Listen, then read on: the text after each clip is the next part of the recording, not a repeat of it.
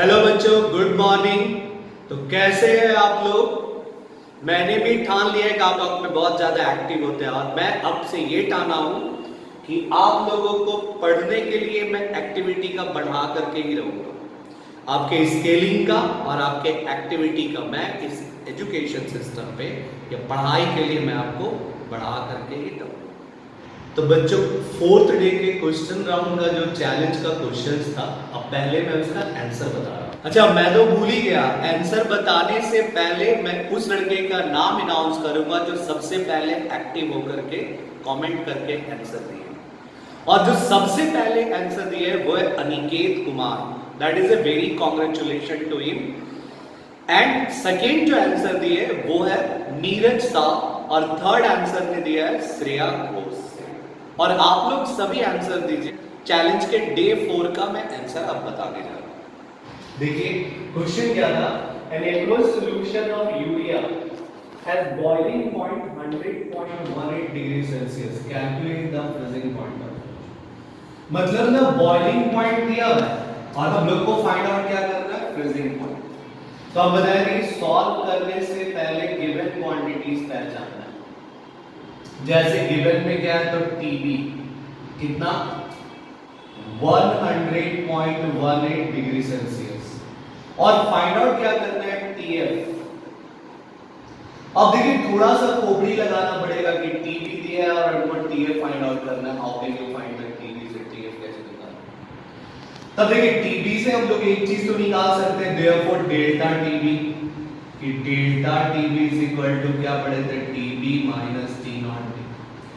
What is TB? It is the boiling point of solution. What is T naught B? It is the boiling point of pure solvent. इसको हम लिख सकते हैं 100.18 minus 100 degree Celsius, जो कितना आ जाएगा, तो 0.1 डिग्री सेल्सियस या 0.1 kelvin, because it is the term of delta T. अब देखिए डेल्टा टी से हम लोग इक्वेशन क्या पढ़े थे, एलिवेशन इन बॉइलिंग पॉइंट में पढ़े थे, delta TB is equal to Kb into L, इसको इक्वेशन 1 मान। अब आपको डेल्टा टीबी से जाना कहां है, टीएफ पे। अब आप लोगों ने ये था बॉइलिंग पॉइंट का इक्वेशन, फ्रीजिंग पॉइंट का इक्वेशन क्या पढ़े थे, सिमिलरली पढ़े थे delta TF is equal to KF into M, equation number 2 मान। और अब बार बार स्टैट्स बताते हैं क्या, कि अगर कभी भी केस 1 और केस 2 हो तो दोनों के लिए दो इक्वेशन बना के डिवाइड कर सकते हैं, या दोनों में जो सेम क्वांटिटी है ना उसको एक साइड कर लीजिए। जैसे इधर भी मोलैरिटी इधर भी मोलैरिटी, हम इसको एलएचएस या आरएचएस में कर लेते हैं, फिर इक्वेट कर देंगे आंसर आ जाएगा।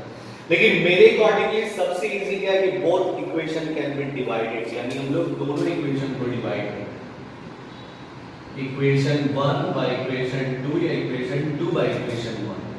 तो क्या आ जाएगा, delta TB is equal to KB into L divided by delta TF और KF into M. M cancel हो जाएगा, क्या बच जाएगा, delta TB by delta TF is equal to KB का वैल्यू कितना होता है बताइए, देखिए दिया हुआ है कितना दिया है, केबी तो 0.512 और केएफ कितना दिया है, तो 1.86, because there is an aqueous solution of water. Water मतलब केबी और केएफ दिया होगा तो भी पुट करेंगे, नहीं दिया होगा तब भी अपने से रिमेंबर रखना है ये चीज। फाइंड आउट करना है डेल्टा टीएफ, हम लिख सकते हैं delta TF is equal to delta TB into 1.86 divided by 0.512। Delta TB का वैल्यू कितना है, तो 0.18, यानी लिख देते हैं 0.18 इनटू 1.86 डिवाइडेड बाय 0.512। अब इस पूरे टर्म को सॉल्व करना पड़ेगा। देखिए अब इसको जब सॉल्व करेंगे ना तो आएगा 0.654 डिग्री, क्या 0.654 डिग्री। अभी केल्विन में ले या सेल्सियस में, तो यानी डेल्टा टीएफ पता चल गया। हमको टीएफ निकालना है तो क्या पढ़े थे, delta TF is equal to T not F minus TF, यानी TF is equal to T not F minus delta TF. हम 0 डिग्री सेल्सियस ले लेते हैं -0.654, जो आंसर कितना आ गया -0.654 degree Celsius. It is TF। क्या हो गया ये? TF। यानी जिस एक्वस सॉल्यूशन में यूरिया होगा उसका अगर बॉइलिंग पॉइंट 100.8 डिग्री है तो मेल्टिंग पॉइंट या फ्रीजिंग पॉइंट कितना हो जाएगा? -0.654 डिग्री सेल्सियस। ये पूरा टर्म है, इसको सॉल्व करना। लास्ट लेक्चर में हम लोगों ने ऑस्मोटिक प्रेशर पढ़ा था।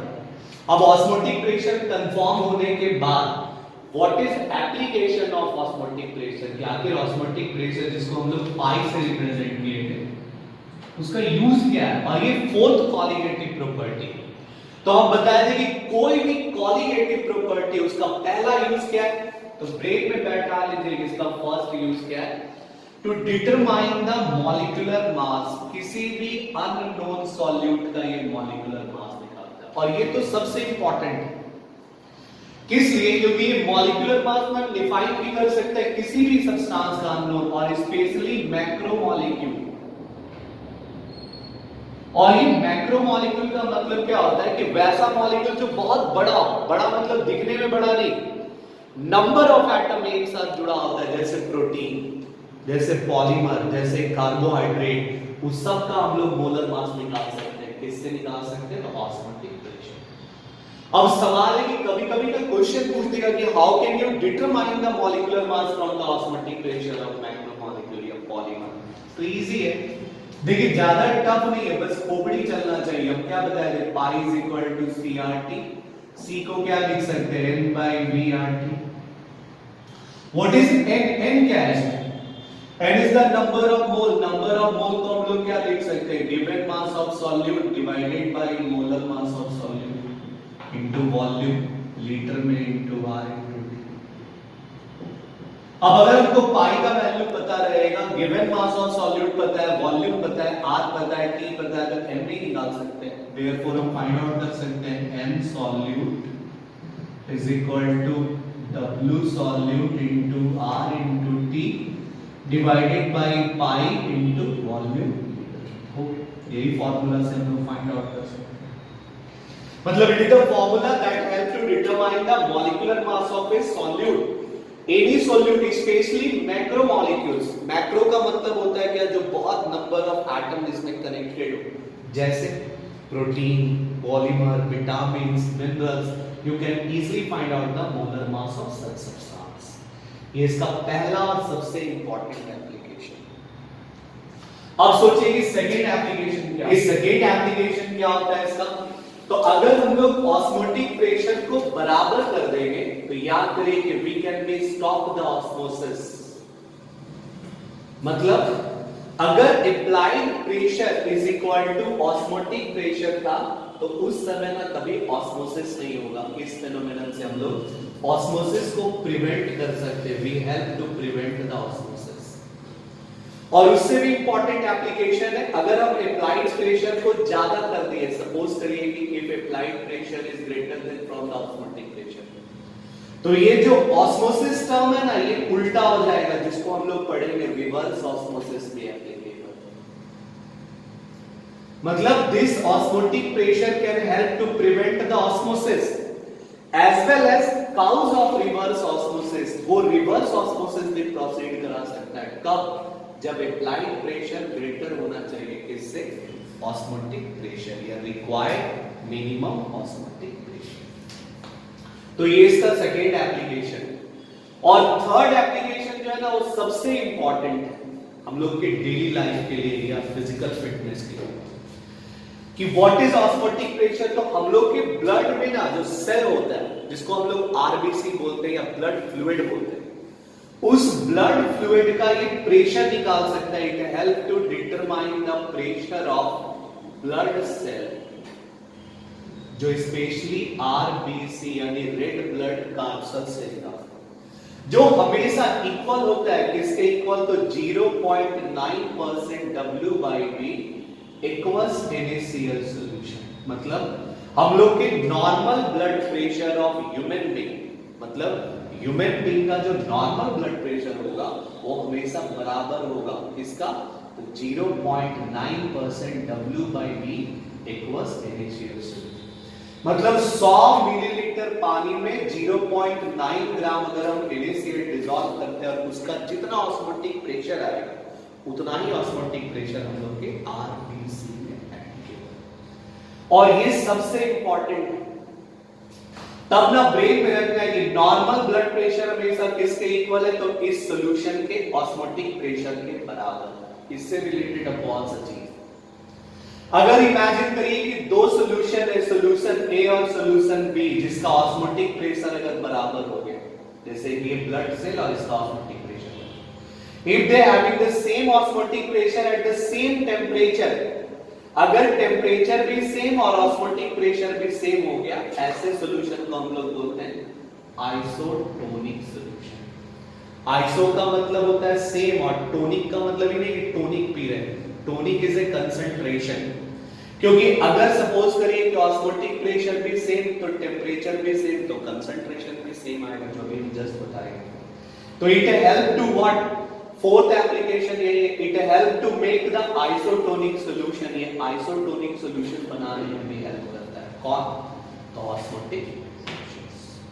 अब पढ़ते हैं कि आइसोटोनिक क्या होता है। उससे भी इंपॉर्टेंट चीज है ना, ये एकदम याद रखना है क्योंकि इसका बहुत एप्लीकेबल है कंसेप्चुअल क्वेश्चन। तो बच्चों आइसोटोनिक सॉल्यूशन हम लोग को पढ़ना है कि व्हाट इज आइसोटोनिक सॉल्यूशन। बोला आइसोटोनिक सॉल्यूशन किसको बोलते हैं, कि those solution that have same osmotic pressure, यानी ऑस्मोटिक प्रेशर इक्वल होना चाहिए कब, एट द सेम टेम्परेचर, यानी टेम्परेचर भी सेम होना चाहिए और ऑस्मोटिक प्रेशर भी सेम होना चाहिए। उस कंडीशन या उस सॉल्यूशन को हम लोग क्या बोलते हैं, आइसोटोनिक सॉल्यूशन। जैसे सपोज करिए कि एक सॉल्यूशन A और एक सॉल्यूशन B है, अब दोनों का जब ऑस्मोटिक प्रेशर मेजरमेंट किया गया तो दोनों का ऑस्मोटिक प्रेशर है π1 और π2 जो इक्वल आते हैं। कब, जब हम दोनों का टेम्परेचर को सेम रखें तब। ऐसे सॉल्यूशन को हम क्या बोल सकते हैं, आइसोटोनिक सॉल्यूशन। यानी दो solution that have same osmotic pressure या equal osmotic pressure at the same temperature, such solution is said to be isotonic solution। और आइसो वर्ड का मतलब ब्रेन में रखिए, आइसो मतलब होता है सेम और टोनिक ना रिप्रेजेंट करता है कंसंट्रेशन को। तो जब हमको इसका न्यूमेरिकल्स बोले ना बनाने के लिए, तो फॉर आइसोटोनिक क्या याद रखना है, देखिए π1 बराबर होता है π2 और T1 इक्वल टू है T2। यानी फर्स्ट सॉल्यूशन के लिए जब हम लेंगे तो हम ले सकते हैं π1 is equal to C1 RT1। π1 is osmotic pressure, C1 is the concentration for first solution, T1 is the temperature for first solution। अब प्रॉब्लम है R तो कांस्टेंट है। यही चीज जब हम सेकेंड सॉल्यूशन का निकालेंगे तो हम क्या लिख सकते हैं, π2 is equal to C1 RT2, sorry C2 RT2। देखिए सेकेंड सॉल्यूशन का ऑस्मोटिक प्रेशर क्या है π2, टेम्परेचर क्या है T2 और कंसंट्रेशन क्या है C2। अब अगर π1 बराबर π2 होगा तभी आइसोटोनिक सॉल्यूशन। π1 π2 कब होगा बराबर, π1 is equal to अगर π2 लेंगे तो C1 RT1 बराबर C2 RT। देखिए R को कैंसिल हो गया। अब यहां समझिए T1 बराबर T2 है, यानी ये T1 जितना, अगर ये 300 है तो ये भी 300, अगर ये 400 केल्विन होगा तो ये भी 400, तो T1 T2 भी कैंसिल, तो बचा क्या, C1 बराबर C।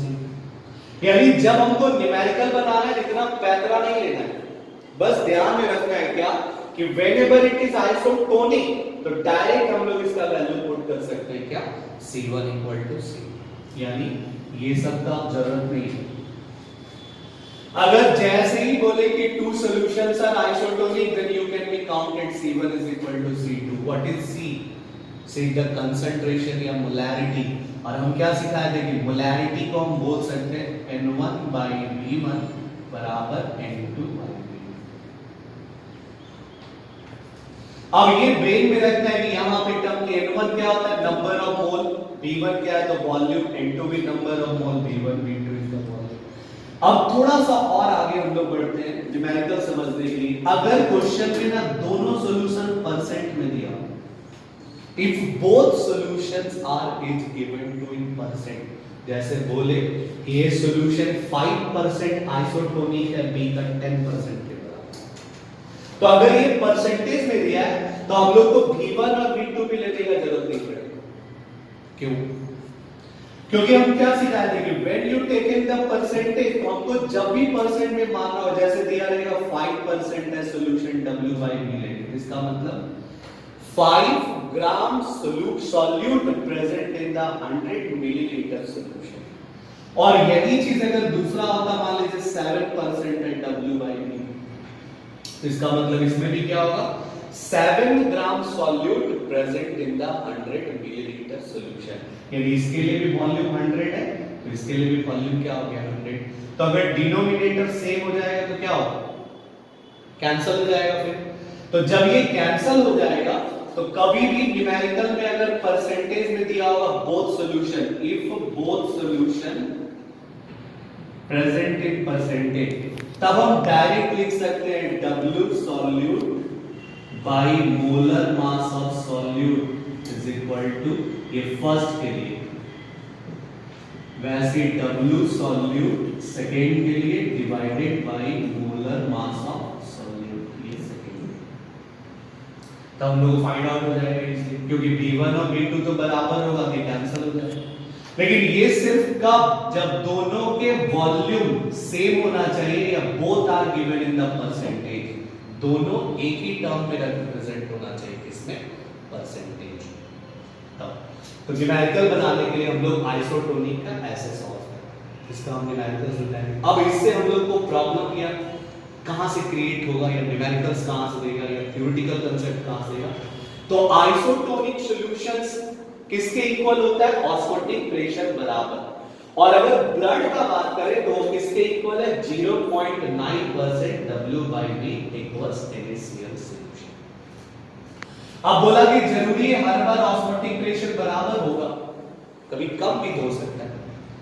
बोला जिस सॉल्यूशन का ऑस्मोटिक प्रेशर लेस होगा उस सॉल्यूशन को हम लोग एक नया नाम देंगे, हाइपोटोनिक सॉल्यूशन। बोला those solutions that have less osmotic pressure from the general solutions, या those solutions that concentration is less than from the RBC of blood cell। अगर RBC of blood cell से concentration अगर less है तो ऐसे solution को हम लोग क्या बोलते हैं, हाइपोटोनिक solution। अब इमेजिन करिए कि अगर concentration less हो गया, it having the less concentration than RBC, चलिए मान लीजिए हम क्या करते हैं, आरबीसी को इसमें डुबा देते हैं, क्या होता है, बाहर का कंसंट्रेशन लेस हो गया और आरबीसी का कंसंट्रेशन मोर हो गया। हम लोग क्या पढ़ेंगे, what is osmosis, flow of solvent molecule from the less concentration to more concentration. यानी हम लोग के बॉडी के सेल में पानी इंटर करना शुरू करेगा और तब तक इंटर करते रहेगा जब तक कि इसका कंसंट्रेशन बराबर नहीं। अगर और देर तक हम पानी डाल देंगे तो या तो ये स्वेल कर जाएगा या ब्रस्ट कर जाएगा। इसीलिए पानी में डूबने से कोई भी आदमी क्या होता है, डेथ हो जाता है। रीजन क्या होता है, उस समय हम लोग के आरबीसी का कंसंट्रेशन क्या होता है, मोर, और बाहर का कंसंट्रेशन क्या है, लेस। तो हम लोग के बॉडी में वाटर एंटर करना स्टार्ट करता है हर सेल, और सबसे पहले ना हम लोग का ब्रेन का सेल फटता है जिससे हम लोग डेथ कर जाते हैं। और जब डेथ हो जाते हैं तो सेल के अंदर ना वाटर सस्टेन नहीं करता, इसलिए हम लोग का डेंसिटी कम हो जाता है, इसलिए कोई भी डेड बॉडी ना वाटर में हमेशा फ्लोट करता है। तो what is hypotonic solution, those solution that have less osmotic pressure और its concentration is less than from the normal blood pressure of RBC. और when RBC is placed in such solution then it must be swell और burst. और हम क्या बताए थे, जहां swell बोले बस ब्रेन में रख लेना है, दैट इज इंडोऑस्मोसिस। क्या परफॉर्म किया वो, इंडोऑस्मोसिस। और इसी का जस्ट उल्टा होता है एक हाइपरटोनिक सॉल्यूशन। बॉडी बता रहा है कि हाइपरटोनिक किसको बोलेंगे, अब हाइपरटोनिक का मतलब क्या हो गया कि जिस सॉल्यूशन का ऑस्मोटिक प्रेशर मोर या कंसंट्रेशन क्या होना चाहिए, more than from RBC, its concentration is more than from RBC। बोला जिस सॉल्यूशन का मोर कंसंट्रेशन होगा, और हम लोग यहां पे मान लीजिए इसको इंटर कराते हैं RBC। अब क्या है, बाहर का कंसंट्रेशन मोर, RBC का concentration less than, what will happen? इसका मतलब RBC के अंदर जितना पानी होगा सर ये बाहर निकलना स्टार्ट कर जाएगा, और जैसे ही बाहर निकलेगा इट मस्ट बी श्रिंक, क्या कर जाएगा वो? यानी solution that is always more concentration, it is called the hypertonic, or when RBC is placed in such solution it must be shrink। और shrink कब होता है कोई भी? जब वो exoosmosis होगा। क्या?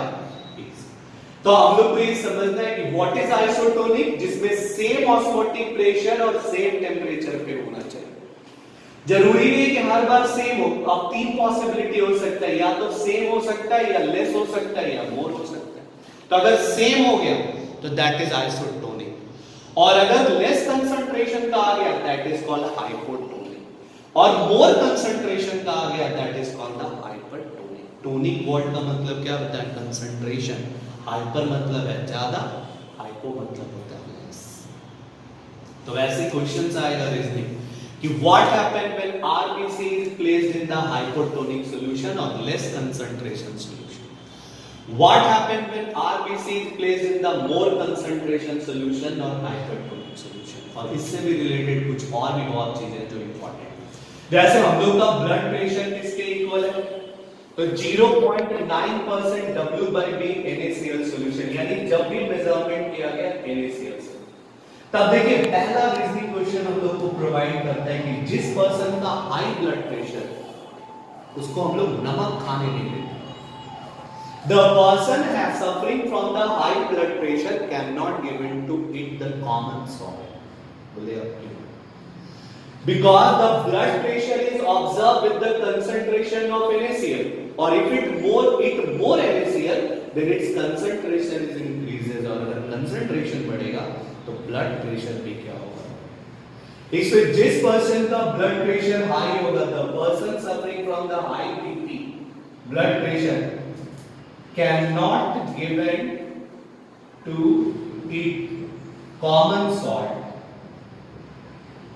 और ये कॉमन सॉल्ट का मतलब NaCl को सब खाने देते हैं, जितना चीजें खाना है खाओ, चिकन मटन तंदूरी खाली उसमें नमक नहीं देते, बिना नमक का सब। क्यों? क्योंकि उसका पहले से ही ब्लड प्रेशर ज्यादा है, अगर और नमक खाएगा तो और वो चिल्लाएगा और गुस्सा करेगा, इससे बढ़िया भाई नमक के मत खाना, खाएगा ना चिल्लाएगा। तो ऐसा आप लोगों को क्वेश्चंस आएगा कि why can not given to eat the common salt which is a person suffering from the high blood pressure, because the blood pressure can be observe और measure with the help of concentration of NaCl। तो if it more NaCl then its concentration is increases, that increase the more blood pressure।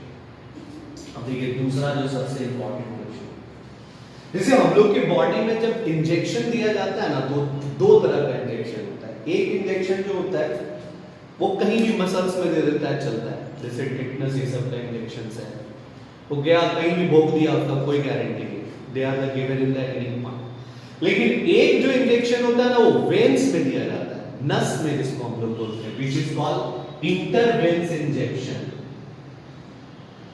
और जो इंटरवेंस injection है वो बहुत precaution से दिया जाता है। बोला the injection which is given, the intervenes are always isotonic with the RBC।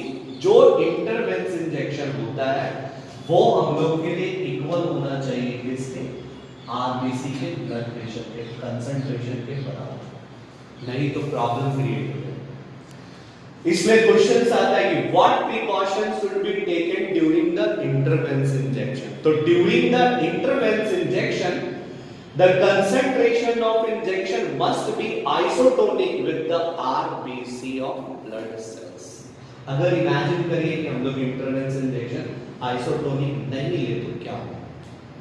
इसमें देखोगे जो डॉक्टर होता है, स्पेशलिस्ट, वो सब ना पहले हम लोग के जाते के साथ बॉडी का टेम्परेचर लेता है, प्रेशर लेता है, सब चीज मेजरमेंट करता है, मास को मेजरमेंट करता है, everything they can be taken the properly. क्यों? क्योंकि उसको पता है कि हर चीज का जरूरत पड़ेगा। अगर हम लोग का ब्लड प्रेशर वो चेक किया, पता चल गया कि हाँ ब्लड प्रेशर इतना है, तब उसके अकॉर्डिंगली ना वो जो इंजेक्टेड भी रखता है, मान लीजिए सिरिंज, उसमें वो पूरा कंसंट्रेशन को मेंटेन करता है, इतना ब्लड प्रेशर में इतना कंसंट्रेशन चाहिए, उसके बाद हम लोग को नस में इंजेक्ट। और जो झोला छाप उसका कोई गारंटी नहीं, पता है उसको कि बस इंजेक्शन देना है, वो चेक किया नस है, लिया निकाला भोग देते। पता चला कि हम लोग को जो इंटरवेंस इंजेक्शन दिया वो आइसोटोनिक नहीं निकला। अगर आइसोटोनिक नहीं होगा तब तो दो ही पॉसिबिलिटी है, या तो वो हाइपोटोनिक होगा या तो हाइपरटोनिक होगा। What is hypotonic? That is the less than from the RBC, यानी इसका कंसंट्रेशन लेस हो गया। तो जैसे अगर बॉडी में लेस कंसंट्रेशन का इंजेक्शन पड़ जाएगा तो बॉडी में पूरा क्या होगा, सेल के अंदर पानी जो है वो इंटर करना स्टार्ट कर जाएगा, इससे बॉडी क्या करता है, स्वेल करता है। क्या होगा? स्वेल, फूल जाएगा, मोटा हो जाएगा लोग। और अगर इमेजिन करिए कि जो इंटरवेंस इंजेक्शन हम लोग को दिया गया, अगर वो हाइपोटोनिक की जगह हाइपरटोनिक निकल गया, यानी वो जो झोला चाहता है जल्दी ठीक करने के चक्कर में ज्यादा इंजेक्शन दे दिया, पता चला जैसी ज्यादा इंजेक्शन देगा concentration is more than from the RBC, तो जो हम लोग के सेल में वाटर मॉलिक्यूल सस्टेन है, सब पानी बाहर निकल जाएगा, पिचक जाएंगे हम लोग, क्या हो जाएंगे, श्रिंक कर जाएंगे।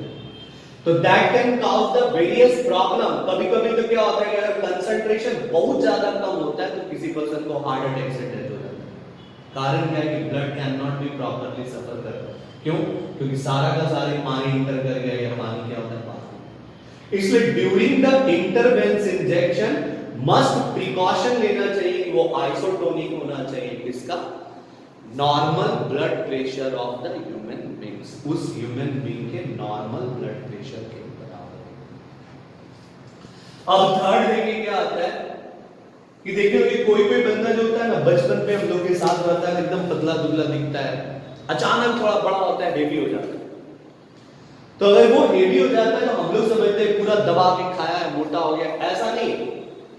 The person eating the more salt, जो आदमी ज्यादा नमक खाता है, इसलिए हम लोग के घर में देखते होंगे बड़े लोग क्या बोलते हैं कि ऊपर से नमक नहीं खाना। जो ऊपर का मतलब ही नहीं, छत पे जाके, मतलब खाना बनने के बाद ऊपर से नमक लेकर के ज्यादा नहीं खाना चाहिए डायरेक्टली। बोला उससे क्या होगा? अगर इमेजिन करिए कि इस वाटर ये सेल है, सेल में का कंसंट्रेशन है नमक का 0.9% और इस समय 10 मिलीलीटर पानी है सेल, इस दोनों को बराबर करने के लिए क्या है, तो 10 मिलीलीटर पानी।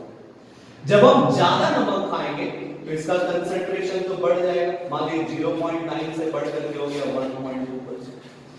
और जैसे ही नमक बढ़ जाएगा तो इसको मेंटेन करने के लिए पानी भी तो अंदर बढ़ेगा, यानी ज्यादा पानी अंदर करेगा, 10 मिलीलीटर के बजाय 20 मिलीलीटर हो जाएगा।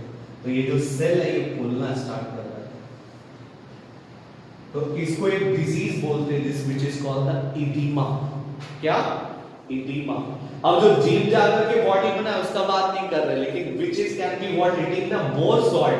ये कभी-कभी देखते होंगे वो दिखाता है प्रोटीनेटेड सॉल्यूशन है, इसको खाइए तो मोटा हो जाएगा, ऐसा कुछ नहीं है। They are the always given the more salt in the body, और ज्यादा सॉल्ट अगर हम लोग लेंगे तो बॉडी के सेल के अंदर क्या होगा, ईच सेल बॉडी के हर सेल में वाटर मॉलिक्यूल ज्यादा रिटेन करेगा, और अगर वाटर मॉलिक्यूल ज्यादा रिटेन करेगा तो सेल का साइज क्या होता है, बढ़ जाता है, इसलिए वो स्वेल करता है, और उस डिजीज को हम लोग बोलते हैं इडीमा।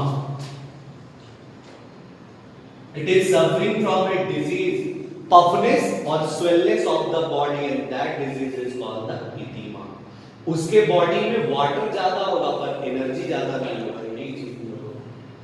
तो इससे रिलेटेड ना बहुत सा क्वेश्चंस आता है, रीजनिंग क्वेश्चन, इसलिए सब ध्यान से आप लोग को रखना है खोपड़ी कि जब हाई ब्लड प्रेशर हो तो क्या नहीं देना है, सब चीज देना है आपको, बना करके सब दीजिए, चिकन मटन तंदूरी, खाली उसमें नमक नहीं देना है बस। जब किसी का शुगर ज्यादा हो गया तो सब कुछ देना है, लेकिन खाली उसमें क्या है, चीनी नहीं। वैसे जब इंटरवेंस इंजेक्शन हो तो प्रिकॉशन क्या लेना है कि ब्लड प्रेशर का एकदम आइसोटोनिक होना चाहिए। और ये सब स्केलिंग है, जो डॉक्टरेट पढ़ता है, जैसे अगर डॉक्टर के पास जाएंगे तो देखे होंगे आप, स्केलिंग है हाइट और वेट का। कि जिसका हाइट 150 सेंटीमीटर, उसका वेट इतना होना चाहिए प्रॉपर बॉडी के लिए, हेल्दी बॉडी के लिए। वैसे जिसका ब्लड प्रेशर जितना, उसके अकॉर्डिंगली कितना मिलीलीटर इंजेक्शन करना चाहिए, वो भी स्केलिंग किया जाता है। तो हम लोग को नहीं, डॉक्टर को पता है। वैसे अगर इससे कम हो गया तो हाइपोटोनिक, तो स्वेल कर जाएगा बॉडी। अगर इससे ज्यादा हो गया तो हाइपरटोनिक, तो श्रिंक कर जाएगा बॉडी। और किसी भी बंदे को ज्यादा नमक नहीं खाना चाहिए, which can not give to it more efficient. उससे क्या होगा, बॉडी में वाटर मॉलिक्यूल ज्यादा सस्टेन करेगा, और अगर वाटर ज्यादा सस्टेन करेगा तो बॉडी कैन बी स्वेल। उसको बोलते हैं इडिमा या पफनेस ऑफ द बॉडी।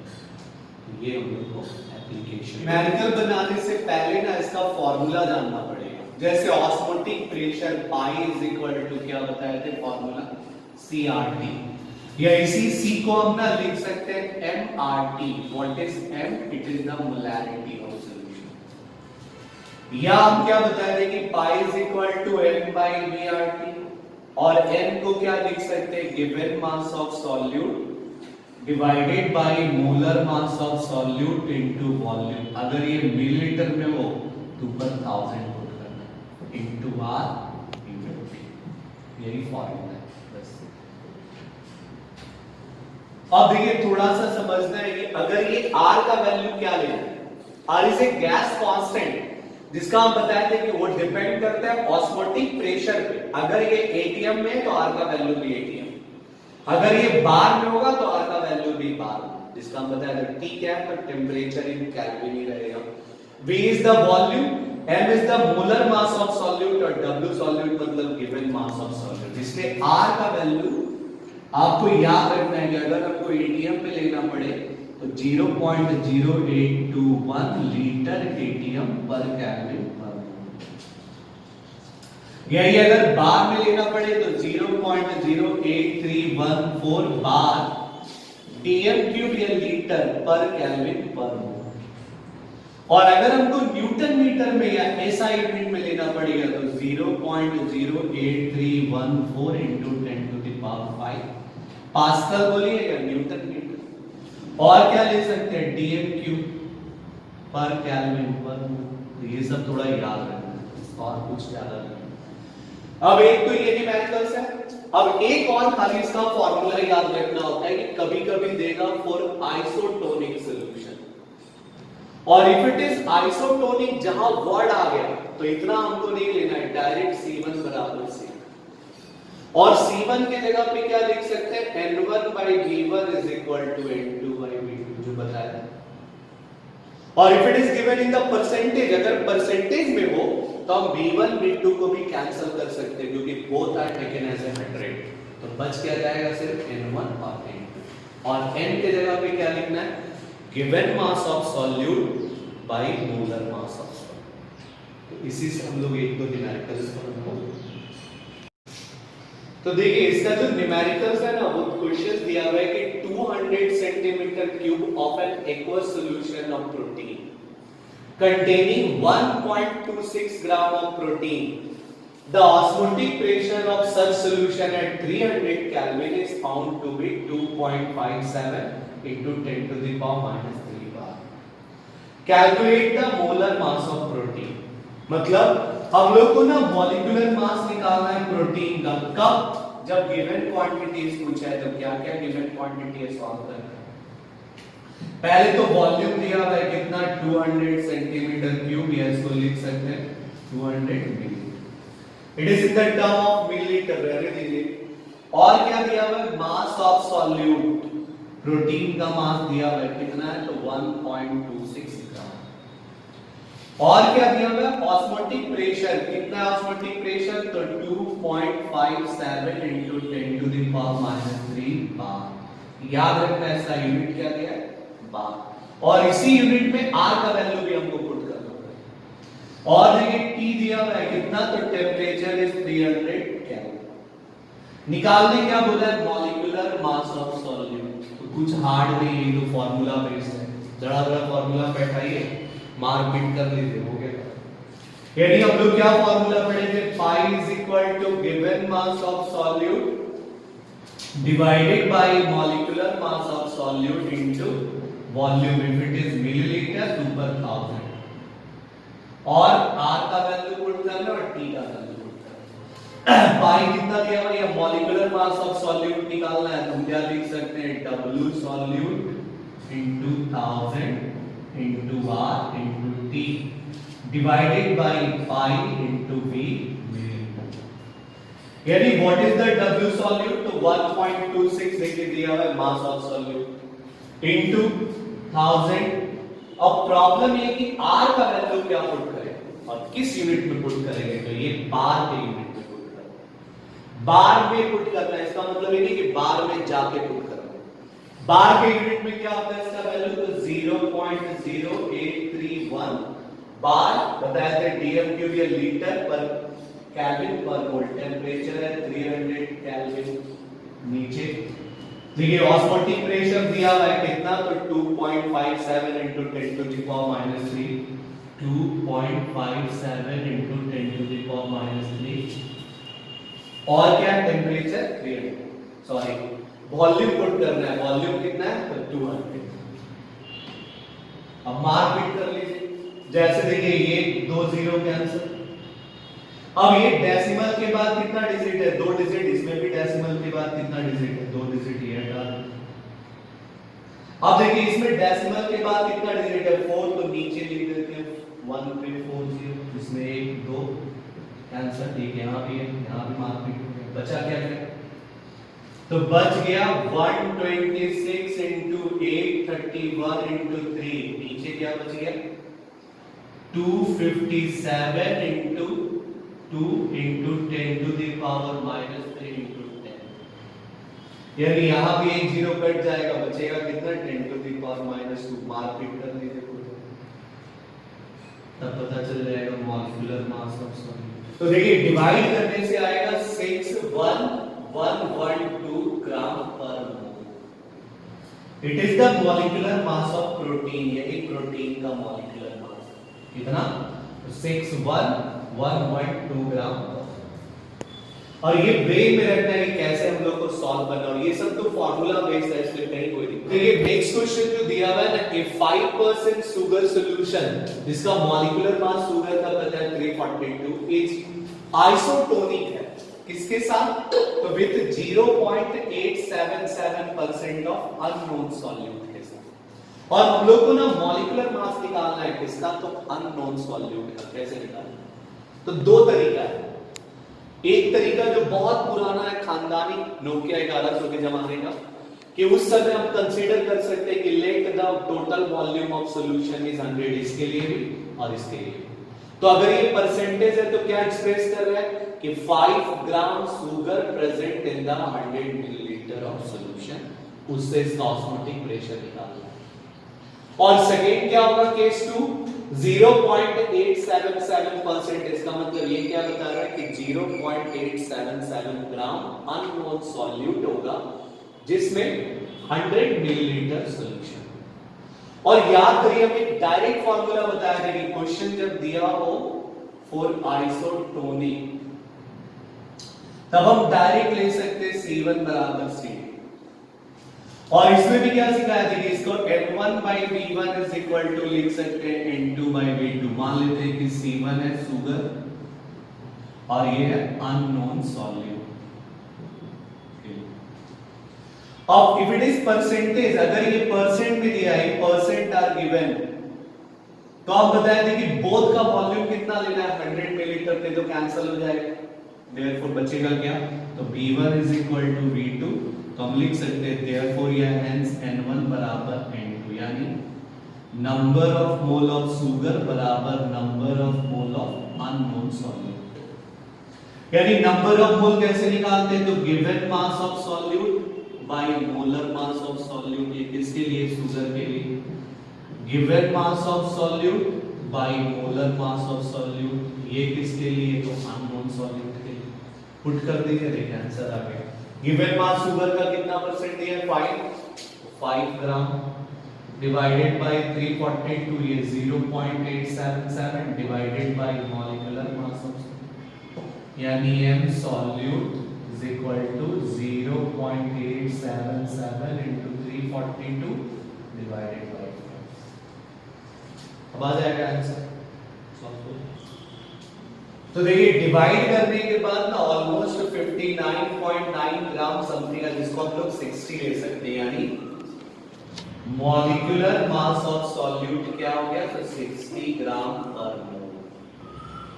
तो ये एक सबसे इजी तरीका है, लेकिन कब, जब आइसोटोनिक सॉल्यूशन होगा तब, और परसेंट में गिवन है तब हम वॉल्यूम को नेग्लेक्ट कर सकते हैं, क्योंकि इस समय V1 बराबर है V2। लेकिन अगर परसेंट में नहीं होगा तभी इस फॉर्मूला से बनाना होगा। अगर हो सकता है क्वेश्चन में दिया हो इसका 100 मिलीलीटर, इसका 200 मिलीलीटर, तब हम लोग को ये फॉर्मूला चलना होगा, N1/V1 = N2/V2। और अगर मान लीजिए बैठे हैं, मन नहीं लग रहा है, तो पहले इसका ऑस्मोटिक प्रेशर मेजर बना लीजिए, I1 सब वैल्यू पुट करके, फिर इसका ऑस्मोटिक प्रेशर बना लीजिए, फिर लिखिए according to question isotonic I1 बराबर 5, फिर मान फिट करते हैं, तो बड़ा बनेगा, तो 4 पेज है, तो लगेगा कि हाँ न्यूमेरिकल बनाया। और अगर जल्दी बनाना है तो सबसे इजी कंसेप्ट है कि if it is isotonic then directly you can be use the C1 = C2, N1/V1 = N2। और if the percents are given in both term, दोनों क्वांटिटी में परसेंट हो, तो V1 बराबर क्या लेना, तो बचेगा क्या, N1 × V1 V2 तो कैंसिल हो जाएगा, तो सॉल्व कर देंगे। तब ये इसका न्यूमेरिकल। तब देखिए नेक्स्ट टॉपिक जो हम लोग को पढ़ना है ना, वो है रिवर्स ऑस्मोसिस। अब ये रिवर्स ऑस्मोसिस तो वर्ड ही बता रहा है कि ऑस्मोसिस का उल्टा कब होगा। ऐसा जैसे हम बताए थे कि ऑस्मोसिस के कंडीशन में क्या एक्सप्लेनेशन किए थे कि एक कंटेनर को हम लोग दो पार्ट में डिवाइड करते हैं, SPN, और इस साइड ना हम लोग रखते हैं लेस कंसंट्रेटेड सॉल्यूशन,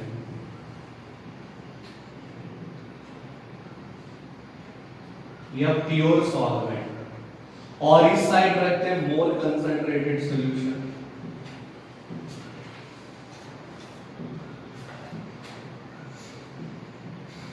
तब हम क्या सिखाए थे कि व्हाट वी ऑब्जर्व कि that the solvent particles are passes from less concentration to more concentration through SPN, और इसी को हम लोग बोले थे ऑस्मोसिस। क्या ऑस्मोसिस? हम चाहते हैं कि ऑस्मोसिस नहीं हो, तो हम लोग ने इसको रोकने के लिए क्या किए थे, प्रेशर लगा दिए थे। उस प्रेशर का नाम था ऑस्मोटिक प्रेशर। ठीक ठाक चल रहा था सब चीज। जैसे मान लीजिए कोई वीर बच्चा आ रहा है दौड़ करके मेरे घर में घुस रहा है, तो उसको रोकने के लिए हम एक स्टूडेंट को भेजे कि जाइए रोक, बेचारा फोर्स लगाया, जितना बाहर से फोर्स लग रहा था उतना अंदर से भी फोर्स लगाया, तो देखें स्टॉप। लेकिन हुआ क्या कि जिस बच्चे को भेजे वो खतरनाक हट्टा कट्टा एकदम डेथ टाइप है। अब देखा सामने से बच्चा आ रहा है, जितना प्रेशर वो लगा रहा है उससे जस्ट डबल प्रेशर लगा दिया, तो क्या होगा, मतलब हम लोग जो प्रेशर लगा रहे हैं that pressure is greater than from the applied pressure. हमको लगाना था 10 एटीएम, हम लगा दिए उसमें 20 एटीएम या 15 एटीएम। क्या मतलब जितना प्रेशर वो आ रहा है उससे हम लोग डबल प्रेशर से धक्का दे रहे हैं, देन व्हाट विल हैपन, तो ये जो सॉल्वेंट मॉलिक्यूल्स है या वाटर मॉलिक्यूल है, इसका जो डायरेक्शन है क्या होगा, वो बदल जाएगा। इधर से क्या होगा, इस डायरेक्शन में आ जाएगा। जैसे फुटबॉल में देखे होंगे आप कि जब भी उधर से स्ट्राइक करते हैं, अगर हम लोग उससे ज्यादा फोर्स या इधर से कोई भी डायरेक्शन चेंज करना है तो फोर्स लगाना पड़ता है।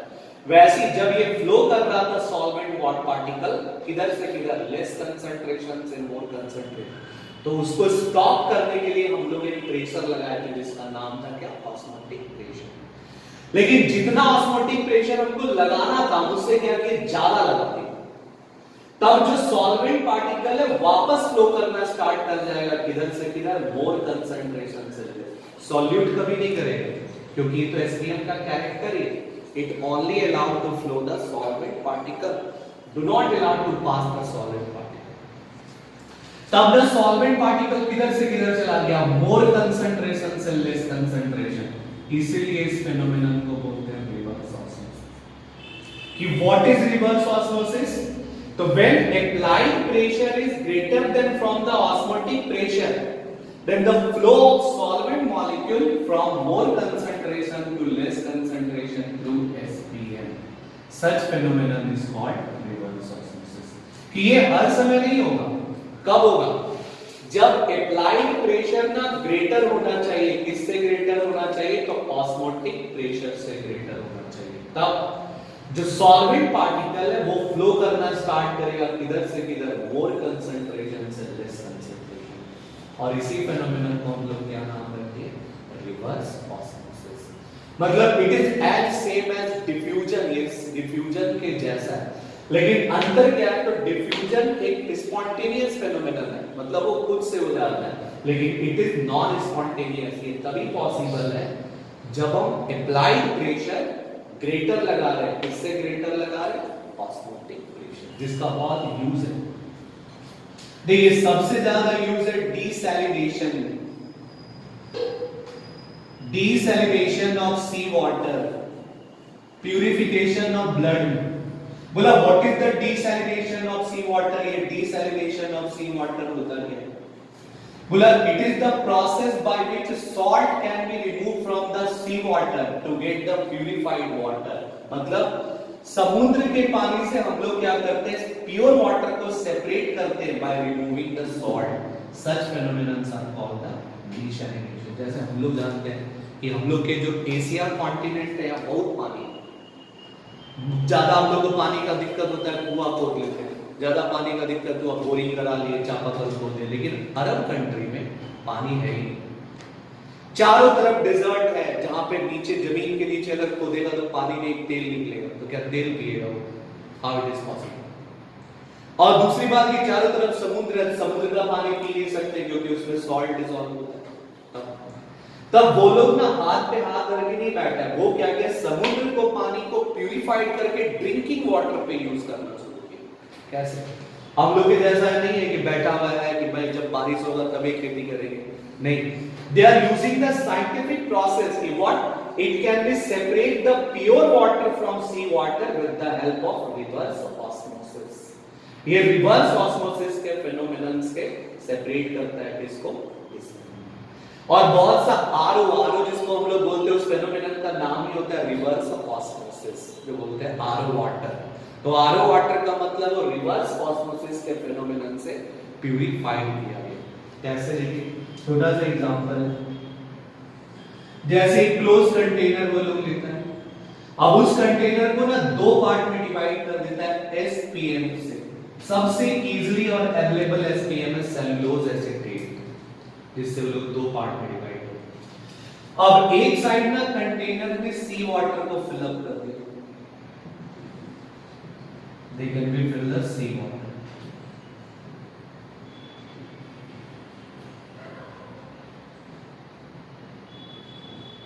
और एक साइड के कंटेनर को क्या किया? वाटर दे दिया। अब इतना वाटर तो जरूरत पड़ेगा, देना ही पड़ेगा, प्योर है, इधर से इतना लगा दिया,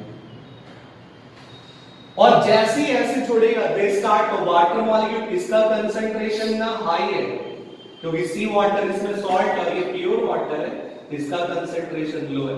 अगर हम कोई प्रेशर नहीं लगाएंगे तो पार्टिकल ना इधर से इधर फ्लो करेगा। कौन?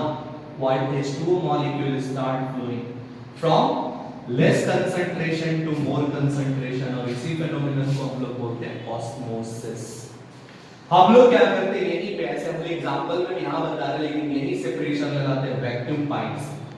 हम लोग क्या करते हैं? इसको रोकने के लिए एक प्रेशर अप्लाई किया, उस प्रेशर का नाम क्या था? Osmotic pressure. सपोज इमेजिन करते हैं जो निकाल, वो डिपेंड करता है कंसंट्रेशन ऑफ सी वाटर, जैसे पैसिफिक ओशियन के लिए अलग है, इंडियन ओशियन के लिए, जो डिपेंड करता है कंसंट्रेशन ऑफ सॉल्ट। मान लेते हैं, कंसीडर करते हैं कि 25 डिग्री सेल्सियस पे ऑस्मोटिक प्रेशर निकाला गया 1080, मतलब हम लोग को लगाना था 1080, और हम क्या किया? वैक्यूम पाइप से 10 की जगह 12 एटीएम लगा दिए। मतलब ये जो अप्लाइड प्रेशर कर दिए वो ग्रेटर देन कर दिए, किससे? तो ऑस्मोटिक प्रेशर से। इससे ऑस्मोटिक प्रेशर से, और when it is become greater, तब क्या हो गया? ये जो सॉल्वेंट यानी वाटर मॉलिक्यूल है, अब ये फ्लो करना स्टार्ट किया इधर से इधर, सी वाटर से प्योर वाटर की तरफ। इसी फेनोमेनन को हम लोग क्या बोलते थे? Reverse osmosis. और जैसे ही इधर से इधर फ्लो करेगा, हम लोग इस पानी को बाहर निकाल लेते हैं, और इसी से मिलता है प्योर वाटर जिसका यूज करता है वहां पे क्या ड्रिंकिंग। मतलब it can be all of them, they can use the water, pure water with the help of what, reverse osmosis. किससे? रिवर्स। तो व्हाट इज रिवर्स ऑस्मोसिस? तो they can using the applied pressure greater than from the osmotic pressure, तो जो पानी सी water हो या गंदा पानी हो वो ट्रांसफर होकर के चला जाता है किधर, प्योर वाटर की तरफ, एकदम प्योरेस्ट, क्योंकि उसमें कौन सा चीज यूज हो रहा है, और that will give the pure water, जिसको वो यूज करते हैं हम लोग किस पर्पस में, तो ड्रिंकिंग पर्पस। और इसी फेनोमेनन को हम लोग क्या बोलते हैं, डीसैलिनेशन ऑफ सी, यानी प्यूरिफिकेशन ऑफ सी वाटर, जिससे सॉल्ट को रिमूव करते हैं to get the pure H2O। अब इस प्योर H2O को आप ड्रिंकिंग पर्पस पे यूज करिए, खाना बनाने में जो यूज करना है यूज। इस वीडियो के एंड में हम लोग पहुंच गए, जैसा कि रेगुलर के तरह 5th डे का क्वेश्चन चैलेंज आपके बोर्ड पे इसलिए, इसको नोट डाउन करिए। तो आप लोग ना एक्टिव होकर के इस क्वेश्चंस का आंसर दीजिए और YouTube पे ही कमेंट करना है सबको, जिससे हमको ही पता चले कि आप लोग कितना एक्टिव। वीडियो लेक्चर एंड हो रहा है, इसलिए सब कोई सलामत रहिए, सभी एकदम सेफ रहिए, सुरक्षित रहिए। थैंक यू, और नेक्स्ट वीडियो लेक्चर में अब आपसे मिलेंगे। आज के लिए अलविदा। लेकिन उससे पहले फिर एक बात बता रहा हूं कि नेक्स्ट वीडियो सबसे इंपॉर्टेंट होगा, क्योंकि इस चैप्टर का लास्ट वीडियो होगा और वो न्यूमेरिकल सेक्शन है जो बहुत ही इंपॉर्टेंट। Thank you.